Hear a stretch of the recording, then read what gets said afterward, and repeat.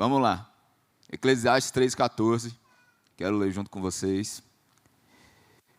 Diz o seguinte na minha versão: sei que tudo quanto Deus faz durará eternamente. Nada se lhe poderá acrescentar e nada lhe poderá tirar. Isto Deus faz para que os homens temam diante dele. Amém? Pai, nós te agradecemos pela tua palavra e que nessa noite o Senhor já tem falado conosco. Como eu fui abençoado por esse louvor, pela oração inicial, pelo profético, por essa palavra de oferta, por esse momento artístico e por saber que o Evangelho de Deus está se expandindo por uma forma que a gente nem imaginava outrora.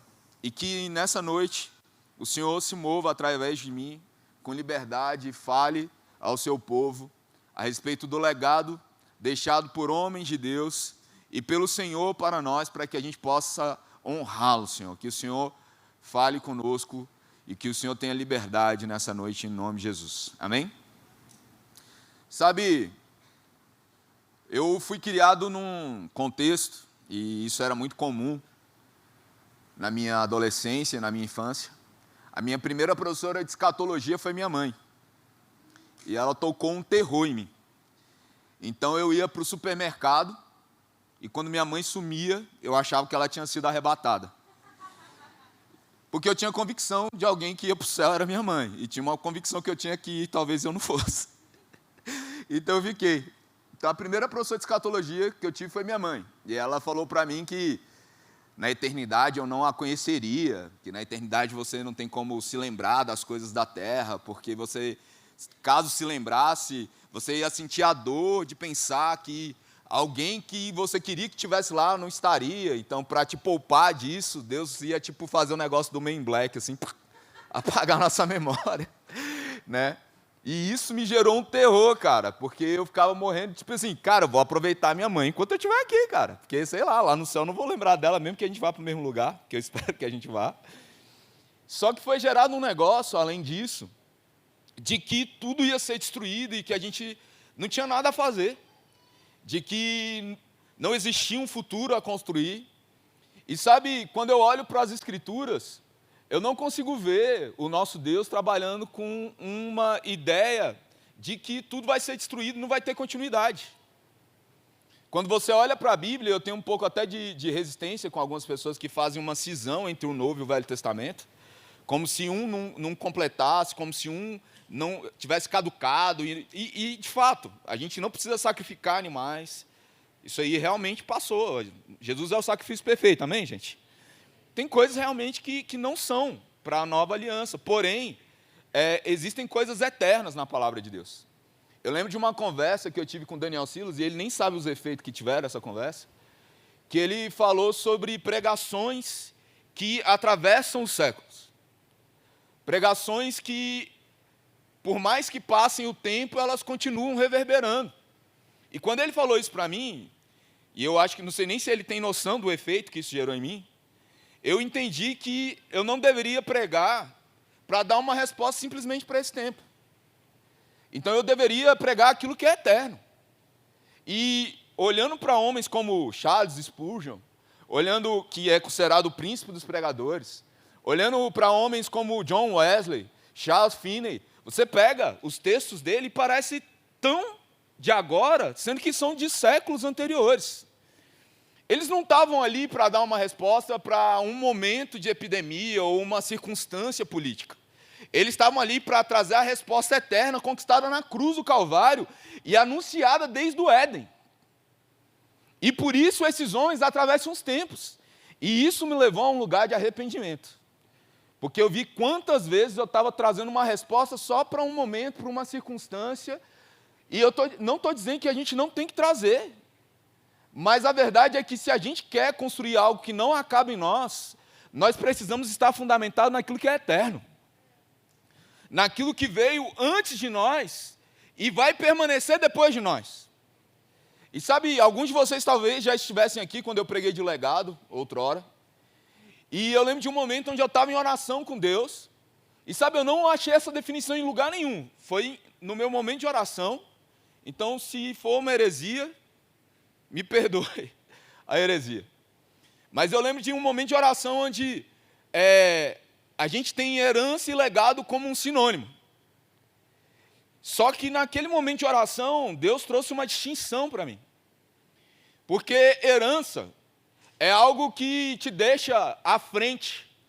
Seu pai comprou uma casa, ele deixou um patrimônio, e quando ele morre, ele faz com que você acesse aquele lugar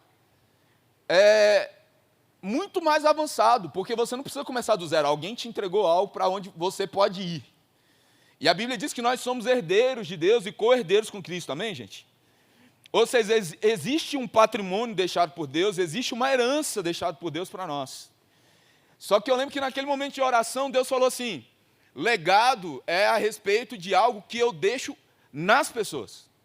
Então, herança é o que eu deixo para as pessoas. E legado é o que eu deixo nas pessoas. E herança, quanto mais eu gasto, mais acaba. Mas legado, quanto mais eu gasto, mais acrescenta. E a pergunta é, que interessante, nós precisamos deixar uma herança e construir uma herança. Deus deixou uma herança para nós. Mas cada vez que nós colocamos e impregnamos as pessoas de algo, nós estamos fazendo algo que não acaba em nós e nem vai acabar nessas pessoas. Amém? Não acaba em nós. É o que a gente vê em Hebreus, que ali existem homens e mulheres de fé, que aquilo que eles começaram não acabou neles. É o que nós vemos na história de Jesus e dos seus discípulos, e hoje da igreja que continua no legado. Não acabou neles. E aquilo que nós estamos construindo, segundo a Bíblia, se é de Deus, durará eternamente. Durará eternamente. Ainda que não exista um futuro onde existe um nome chamado Comunidade das Nações, ainda alguém foi marcado por isso. Ainda que não exista o CNPJ, a placa, o local físico, ainda continuará se for um legado de Deus. Amém, gente? Você entende o que eu estou te falando aqui? Está fazendo sentido o que eu estou te falando até aqui? De onde que eu tiro isso, gente? Eu e a Thay éramos de uma igreja antes de estar aqui na Comunidade das Nações, chamava Shekinah. O peso da glória de Deus. Essa igreja não existe mais CNPJ. Não existe um local físico. Eles não se reúnem, mas dias atrás, meses atrás, eu estive com a pastora fundadora dessa igreja, que hoje faz parte da Comunidade das Nações, inclusive, e ela veio me dizer que ela estava celebrando casamento de gente que era da Shekinah. Que ela estava batizando gente da família, de pessoas que frequentavam a Shekinah. Que as pessoas da Shekinah iam até a casa dela para ter aconselhamento. Não existe CNPJ mais, não existe placa, não existe lugar geográfico, mas a igreja continua existindo. Deu para entender isso aqui? A igreja de Jesus é eterna. E ela é muito além do que a gente consegue ver. Ela é uma igreja incorruptível. Mas nem tudo que se chama igreja é igreja. Nem todo mundo que frequenta igreja é igreja. Então, muitas vezes, a gente assimila coisas, mas a verdadeira igreja, ela é o corpo de Cristo. E como corpo de Cristo, ela é a extensão do cabeça. E ela precisa se parecer com Jesus. E aí você me pergunta, o que isso tem a ver com Davi? Veja bem, 2 Samuel, no capítulo 7, verso 16. Deus está falando para Davi: porém, a tua casa e o teu reino serão firmados para sempre diante de ti. O teu trono será estabelecido para sempre. Deus está falando para Davi que ele vai ter um reino firmado para sempre.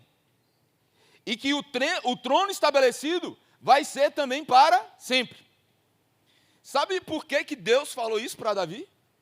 Porque Davi estava olhando para a casa dele e ele falou: eu moro num palácio, eu moro num lugar incrível, porém a arca do Senhor está num lugar improvisado, é uma tenda, é do tempo de Moisés isso aí, Como eu posso habitar num lugar tão incrível e a presença de Deus está num lugar tão provisório, tão que parece aquém do lugar que eu moro? Então Davi tem um desejo, construir uma casa para Deus. E como resposta, Deus decide construir uma casa para Davi. Deus não permite Davi construir essa casa. Quem vai construir é o seu filho. E se você conhece a história, beleza, se não conhece eu estou te falando. Davi, ele junta madeira, ouro, prata, tudo que Salomão vai precisar para construir a casa que depois vai ser o templo de Salomão. Salomão, ele só tem que administrar o que o pai dele já tinha construído, gente. Já tinha adquirido. Olha que coisa maluca. Então, a sequência de Davi, nós temos Salomão, que infelizmente não andou nos caminhos de Davi. Começou bem e terminou mal. 1 Reis, capítulo 9, verso 4. Deus chega diante de Salomão e fala: se andares perante mim como andou Davi teu pai, com integridade de coração e com sinceridade para fazeres tudo o que eu te mandei, e guardares os meus estatutos e juízos, eu firmarei o teu trono para todo sempre. Ele está reafirmando o que ele tinha dito para Davi. Está entendendo aqui? Só que Salomão, em toda a sua sabedoria, foi um idiota mediante a mulheres, como muitos hoje têm essa fraqueza, parece que pensa com a cabeça de baixo. Tem uns caras que não faz sentido. Salomão, gente, tinha 1000 esposas e concubinas, gente. Em um ano ele não via todas elas. Né? Cara, que absurdo. Que absurdo. E a Bíblia vai dizer claramente, eu não vou citar o texto aqui, que o relacionamento dele com essas mulheres fez com que ele abandonasse a Deus, e não na verdade abandonasse Deus, mas assimilasse os deuses dessas mulheres. Eu sou de uma família, gente, que foi criada no protestantismo. Igreja Batista de Curimatá, no Piauí. Minha avó, pega o nome, Leodomira. Leodomira. Não deixou eu colocar na Mariá esse nome, em homenagem à minha avó.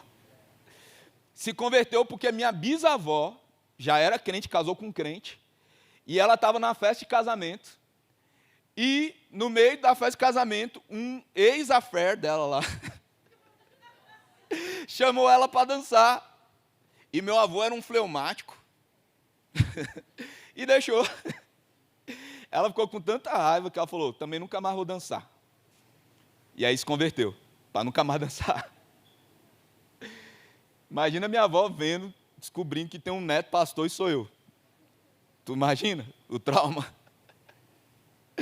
Mas enfim, minha avó criou todos os meus tios e minhas tias, minha mãe, na Igreja Batista de Curimatá. Sabe o que aconteceu com meus tios? Todos, absolutamente todos, abandonaram o caminho do Senhor e seguiram a fé das suas esposas. Todos. Não sobrou um. Em contraponto, todas as minhas tias seguiram a Jesus até morrer. Todas. Daí você entende porque existe feminismo. Mas enfim. Cara, as mulheres mantiveram. Os homens arregaram, mano. Ridículo. Tinha um monte de mulher no pé da cruz de Jesus, um homem só, o resto tudo correu, cara. Enfim. Isso é sobre superioridade feminina? Não, mas enfim, as mulheres parecem ter mais coragem que os homens e mais consistência até aqui. Beleza? Não apoio o feminismo, tá? Não me bate aí. É uma luta que Jesus já sacramentou através do apóstolo Paulo. O primeiro anúncio de que existe igualdade entre homem e mulher está na Bíblia, irmão, e não no Manifesto Comunista. E nenhum livro socialista. Você não precisa de socialismo para defender mulher, você precisa de Jesus.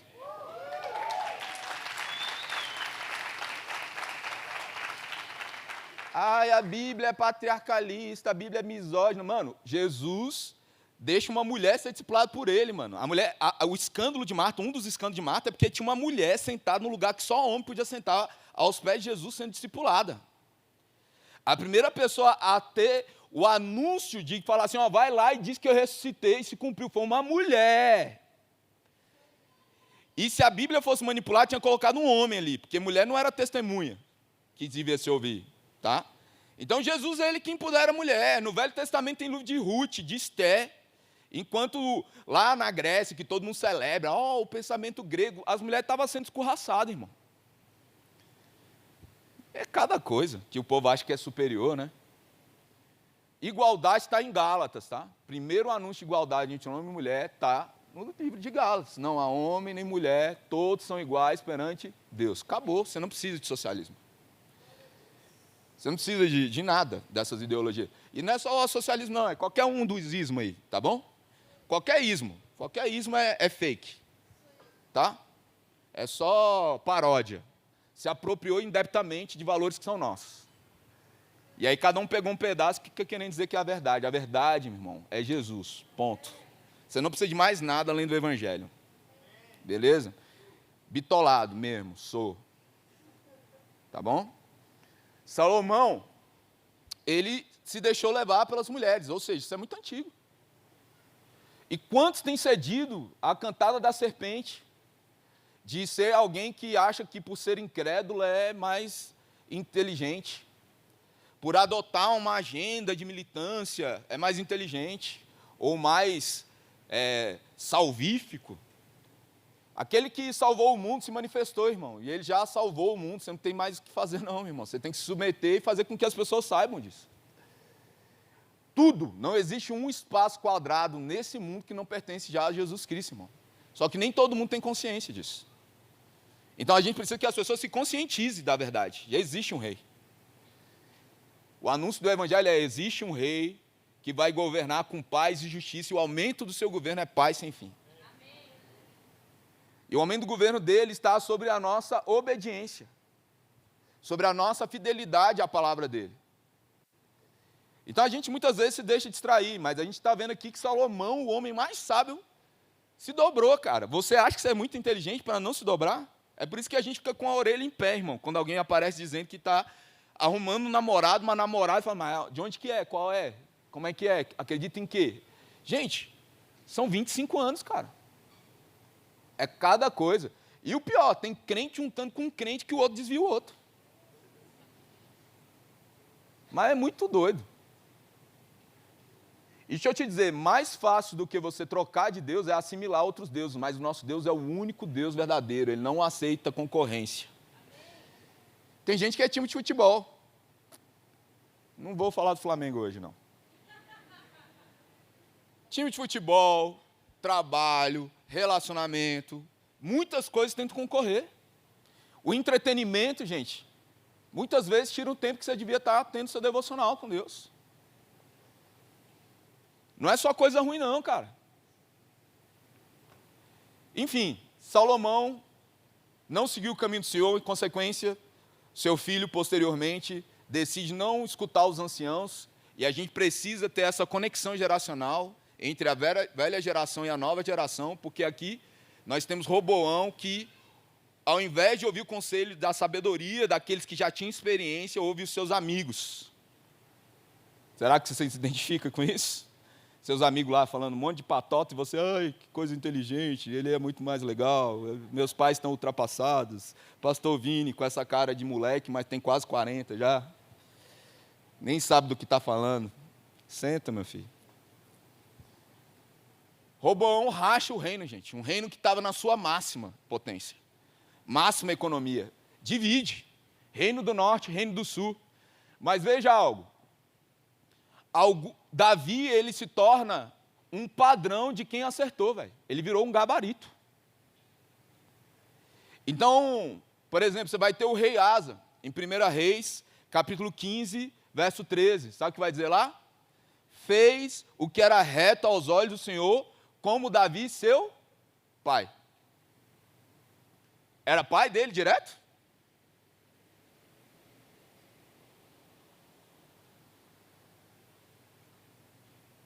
1 Reis 15, 13.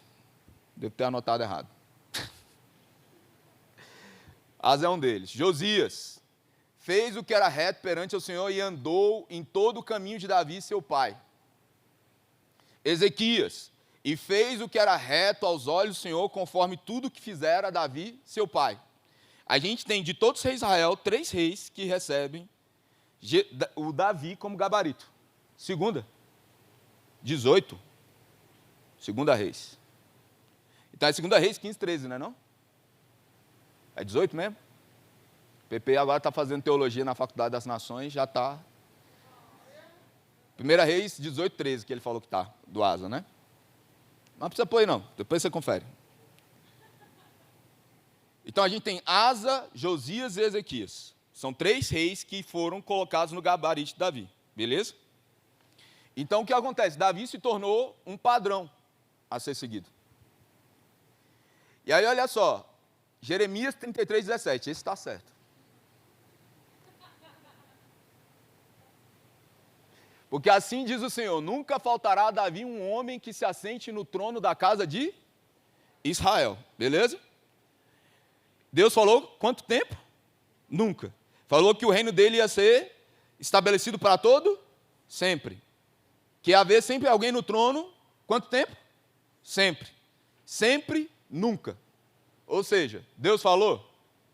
Deus mente? Pergunta. Tem um descendente de Davi hoje no trono de Israel?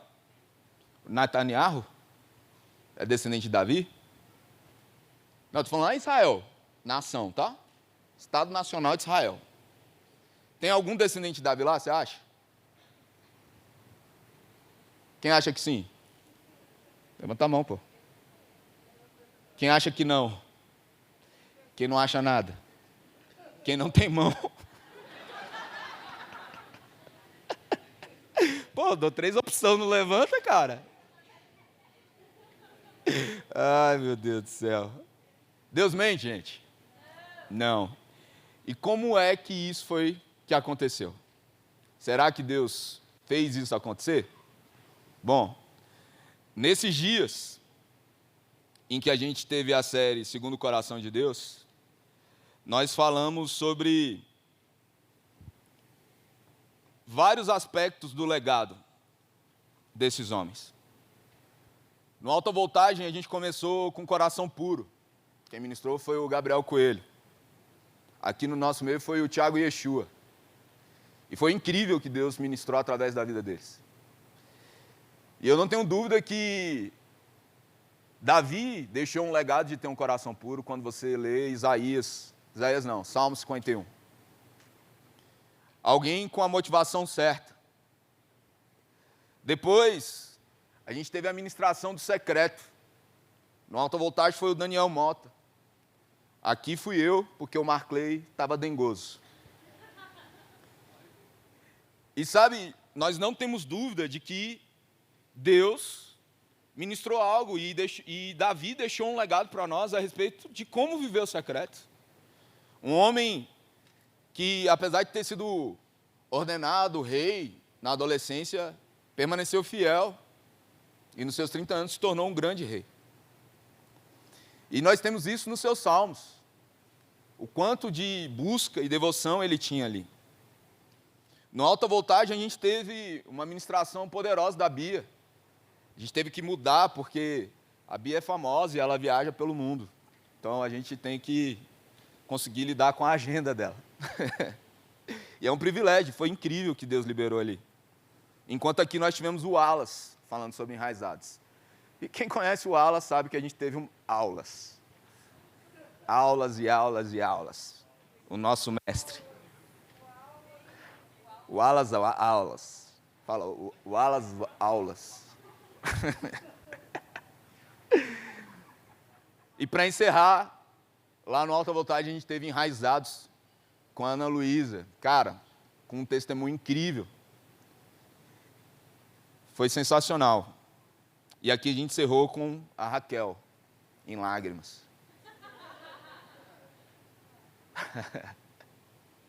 E sabe, eu sei que a gente tem todo esse legado através de Davi. E sabe, a Bíblia vai dizer em João, no capítulo 1, que o Verbo se fez carne e habitou no meio de nós. A palavra ali é esquenô, que é a palavra tabernaculou, que virou música. A gente só via isso na teologia. Não, a gente via isso na teologia e de repente a lição viu as boas. Tabernaculou entre os seus, né? Então o que acontece?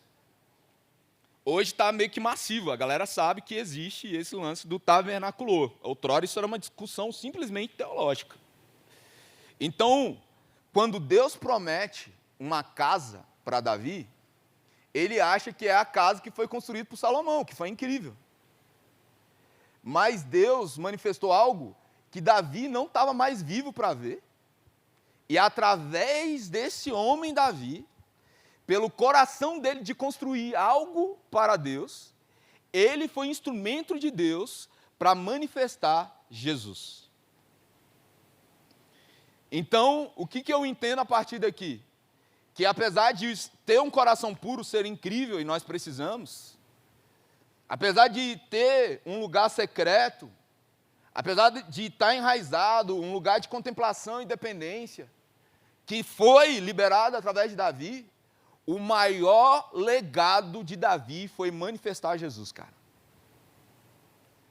O maior legado de Davi se chama Jesus Cristo. Porque quando nós lemos as genealogias, Mateus 1, Lucas 3, Davi sempre está lá. Ele foi chamado de filho de... Meu irmão, você tem noção do que é alguém ouvir que o filho tem outro pai? Deus compartilhou com Davi a filiação do filho dele, cara. Outro dia eu dei uma latada num cara, porque ele não está se cuidando. E eu falei assim, você quer o quê? Morrer para outro cara chamar seu filho de pai? Porque a mulher dele ficava aqui, pastor, ele... Então tá, vamos resolver isso. Não tem conversinha não, é papo reto, irmão. Você vai continuar vivendo desse jeito, cara? Você vai fazer o quê? Teu filho chamar outra pessoa de pai, e ainda vai pegar todo esse dinheiro miserável aí que você está juntando, filhote de mamão. E ele que vai gastar, o Richard, com a tua mulher, e tu lá no caixão se tremendo. Porque ele está pegando tua mulher e seus filhos chamando ele de pai. Deus compartilhou, gente. Deus me guarde de um dia ouvir meus filhos chamando alguém de pai, mesmo, que não seja eu. Pensa num ciúme danado, louco que eu tenho. Não quero. Né? Eu. Aqui, ó, papai aqui, ó. Tá? E Deus ama tanto alguém, reconhece tanto alguém, que o filho dele recebe essa atribuição. De ser filho de Davi, mano. O cara acessou um lugar no coração de Deus. O cara gerou, e entenda, Romanos 1, a partir do verso 1, Paulo, servo de Jesus Cristo, chamado para ser apóstolo, separado por o evangelho de Deus, o qual foi por Deus, outrora prometido por intermédio dos seus profetas nas sagradas escrituras, com respeito a seu filho, o qual, segundo a carne, veio da descendência de Davi, e foi designado Filho de Deus com poder, segundo o Espírito de Santidade, pela ressurreição dos mortos, a saber, Jesus Cristo nosso Senhor. Ele é filho carnal de Davi, mas ele é um filho eterno de Deus. Jesus é o maior presente e legado que Deus podia entregar para a terra, mas também é o legado que Deus manifestou através de um homem chamado Davi. Se você tem Davi como um arquétipo, você precisa entender que você também é chamado a manifestar Jesus aonde você estiver.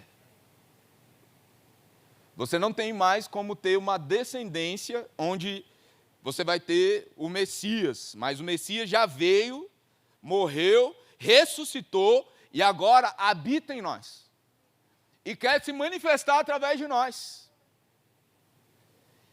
E é interessante que o maior homem da história. O maior homem da história. O que mudou tudo. O sol da justiça, cujo qual a nossa vida deve orbitar. Assim como a Terra e os planetas orbitam em torno do sol, nós devemos fazer com que a nossa vida orbite em torno de Jesus Cristo. Esse homem perfeito, eterno, santo, que era, que é e há de vir, aquele que é digno de desatar o livro, aquele que estava com Deus na criação, ele não veio do nada. Ele veio de uma história. Nós não viemos do nada, nós somos a continuidade daqueles que vieram. Pessoas morreram, pessoas sangraram, pessoas choraram, pessoas foram perseguidas para que a gente estivesse aqui. E nós temos que honrar o nome de Jesus, mas cada pessoa que fez com que Jesus chegasse até nós. E talvez você esteja a não sei quantas gerações de pessoas que aceitaram e reconheceram Jesus como Senhor e Salvador. Você tem uma história e você carrega um DNA de continuidade na sua vida. Existem sobrenomes em você que você nem usa e você nem sabe que sua família já teve. Existem lugares que os seus antepassados passaram que você nunca pisou. E você veio de lá. Você tem 2 pais. Você tem 4 avós. Você tem 8 bisavós. 16 trisavós. 32 tataravós. 64 pentavós. Você tem 128 ex-avós. E se a gente chegar na 10ª geração, dá 2048 decavós. Você não veio do nada. Tem mais de 2.000 pessoas aí que você carrega geneticamente e que pisaram em um lugar que você nem sabe, que viveram coisas que você nem imagina, que carregaram um nome que você nunca viu, e você está aqui séculos depois carregando o legado dele, que você nem sabia. Já parou para pensar nisso? Quando é falar de Jesus em Mateus e em Lucas, vai trazer a genealogia dele, geral, cara. E sabe quem Deus usou, cara? Muita gente imperfeita. Muita gente que talvez ninguém escolheria. E sabe, de novo, me perdoe se eu estou voltando nesse tema, ele cita umas mulheres lá, que talvez a gente não ia querer na nossa história. Mas que Deus mudou a história. Nós somos chamados a carregar algo que não é sobre eu, não sobre mim, mas é sobre nós. Todo mundo que é realmente nascido de novo, entendeu que é nós. Está disposto a fazer por nós. Está disposto a morrer para o seu eu, para que o nós possa se manifestar.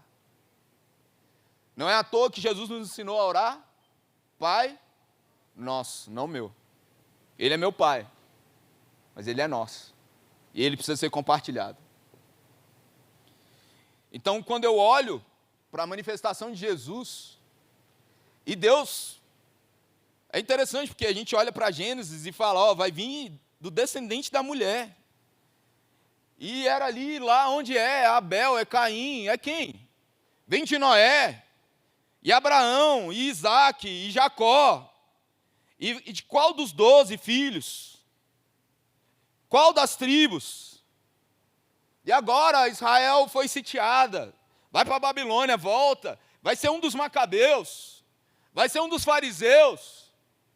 Mas Deus olha para um homem, com um coração puro, enraizado, com um secreto, que decide obedecer a Deus, que quando é acusado de um pecado, não foge, mas mata no peito e fala: eu sou culpado, não vou jogar a culpa na mulher, na circunstância, eu pequei. E esse pecado está diante de mim, e eu não quero permanecer assim. E é o seguinte: pode arrancar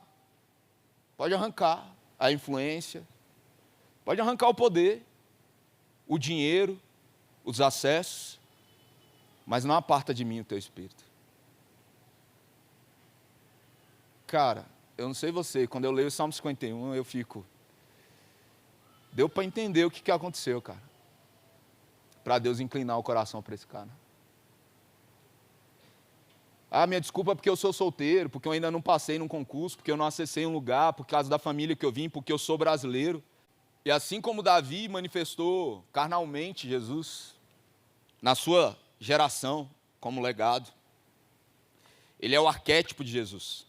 Eu li um comentário sobre o livro de Samuel, onde ele fala assim: a gente por muitas vezes vê Davi como um arquétipo, de um exemplo do que a gente deve seguir. Mas Davi também é o exemplo de que a gente precisa de um Davi. Você lembra como é que foi a cena dele vencendo Golias? Todo mundo cagando nas calças, guerreiros, Saul, que era o maior de todos, que devia enfrentar gigante para gigante, né? Chega um menino que não cabe na armadura e toda expectativa e redenção e salvação de um povo estava num garoto. Ele vence Golias e toda a nação é liberta. Esse é o arquétipo de Jesus. Ele venceu uma batalha que a gente não conseguia vencer. E a partir disso, os inimigos têm que fugir da gente.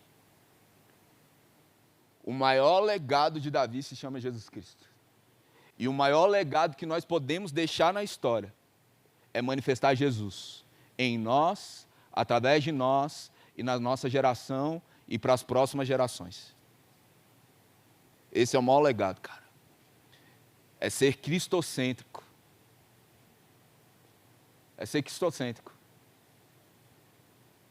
Existe um lugar onde a autoajuda para, mas o evangelho continua. Existe um lugar onde a psicologia abençoa, mas tem um lugar onde a psicologia para e o evangelho continua. O evangelho continua. E ele permeia juntas e medulas. E o mais profundo do nosso coração, trazendo a cura que a ciência pode até fazer, mas é ele que faz permanecer. A Bíblia diz de um dia em que ele enxugará toda lágrima, de um tempo que não vai haver dor, que não vai haver doença. E por mais que a medicina tenha avançado, e o Yuval Harari tem escrito Homo Deus, dizendo que a humanidade vai chegar num lugar onde não haverá mais doença, onde a gente vai escolher os genes e tudo mais, pagando de profeta. O historiador tem essas manias. Só existe um que pode levar o mundo para esse lugar. E ele já pagou o preço. E o véu foi rasgado, para que a gente pudesse ter livre acesso a ele. E pudesse manifestar ele nesse mundo. O maior legado de Davi, a despeito de tudo que a gente viu, se chama Jesus Cristo. O maior legado que a gente pode manifestar é Cristo em nós, a esperança da glória. É Cristo em nós, Cristo através de nós. Sabe por que eu gosto do The Chosen, gente? Porque parece com o Jesus que eu sempre imaginei, cara. Eu assisti uns filmes quando era criança, gente, que aquele Jesus eu não queria nem chegar perto, cara. Um Jesus meio assim. O povo sofrendo dele. Não era empático. Não ria. Não conectava visualmente. Um Jesus autista, assim. Nada contra os autistas, gente, pelo amor de Deus. Que é uma das características, né? Porque outro dia eu fui falar que me chamava de pastor viado, estava dizendo que eu estava sendo homofóbico. O povo me chama de pastor viado e eu sou homofóbico. Então, aí eu falei do autismo aqui, nada contra, gente. Pelo contrário, a gente deve ter políticas, cuidados ao autismo. Mas você já viu que um dos diagnósticos, de diagnosticar autismo é o quê? A ausência de contato visual. E aquele Jesus lá? que não tem contato visual com ninguém, cara. Era uma coisa maluca, né? Não me processa, não. Você está errado, tem um monte de testemunho. Né, gente? Me ajuda aí, cara. Quantos viram esses filmes aí que não dava vontade nem chegar perto desse tal de Jesus aí, que aparecia? Aí tu olha assim, o Jesus do Paixão de Cristo era legal. Mas tem uma hora que você fala, misericórdia, menos, né, o sofrimento dele. Aí você olha para o Jesus do The Chosen e você vê um Jesus assim, cara. Meu Deus do céu. No entanto que eu tirei uma foto do lado dele e botei no meu WhatsApp. Né? Porque parece muito, cara. E posso dizer uma coisa? Não chegou ainda nem no dedo da unha de manifestar o tanto que o nosso Deus é bom, cara. O tanto que ele é lindo. O quanto vale a pena estar com ele, cara. Você está maluco. Então qual é o maior legado de Davi? Jesus Cristo, cara. Manifestar Jesus. E qual é o nosso maior legado? Manifestar Jesus nesse tempo, cara. O mundo está ansioso por conhecer Jesus. O mundo não está ansioso por conhecer uma religião. Religião tem muitas. Jesus só tem um, irmão. E nós não somos uma opção, a gente não tem concorrência, cara. A gente não tem concorrência. Aí em Israel tem? Não sabemos. Se alguém souber, me avisa.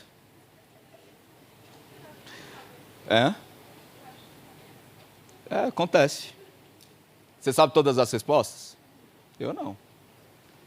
Quem sabe todas as respostas é porque não entendeu todas as perguntas. Eu só queria provocar, fazer vocês virem junto comigo. Eu não sei não. Não sei nem se a gente consegue ter tecnologia para chegar num DNA desse aí, tão longe assim, de Davi. Para dizer assim, esse aí veio de Davi, né?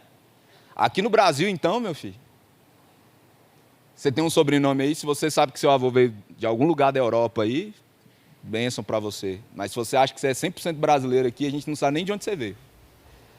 Porque os escravos pegaram o nome dos seus senhores, então não dá nem para saber se originalmente é o nome que você carrega, né?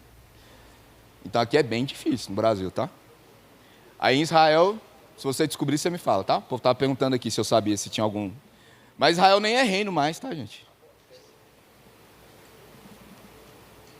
Não reino como a gente via. Quantos foram abençoados por esse louvor, gente? Foi incrível, meu Deus do céu. Vocês me inspiraram demais. Foi incrível. Feche seus olhos nessa noite. E comece a declarar o quanto você anseia conhecer Jesus e manifestar Jesus. Jesus, nós queremos e nós estamos aqui porque não existe maior privilégio do que te conhecer. E sabe, a gente não quer ser egoísta e guardar você só para nós, Jesus.